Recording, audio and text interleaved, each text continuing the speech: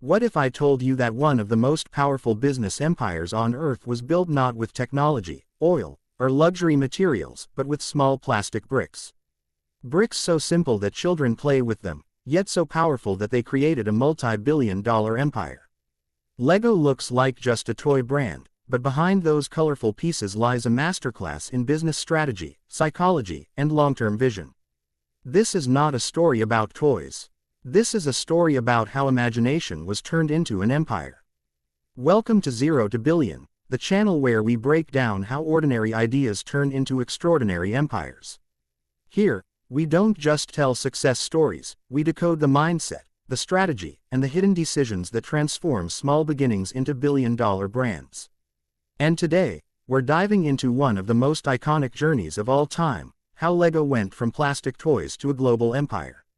Lego's story begins in 1932 in Denmark, when a carpenter named Ole Kirk Christensen started making wooden toys in a small workshop. There was no grand vision, no big investors, and no global ambition, just a belief in quality. Ole believed that if something was made for children, it should be made with honesty and excellence.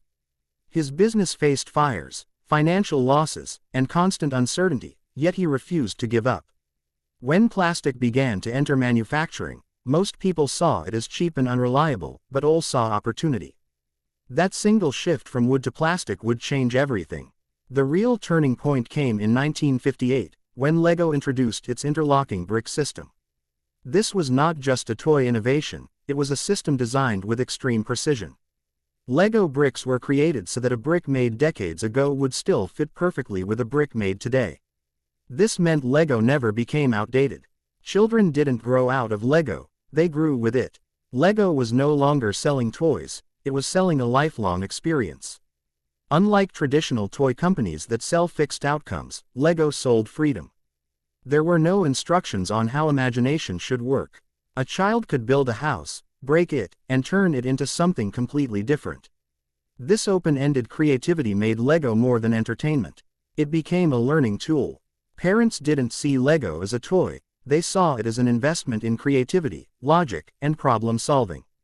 Without realizing it, Lego was shaping the minds of future engineers, designers, and innovators. But even legendary brands make mistakes. In the early 2000s, Lego expanded too fast and lost its identity. The company launched too many products, entered unrelated industries, and forgot its core strength. Clothing lines, theme parks, video games, and experimental ideas drained resources. Losses crossed billions, and Lego stood on the edge of collapse. The brand that once defined creativity was now confused about its own purpose.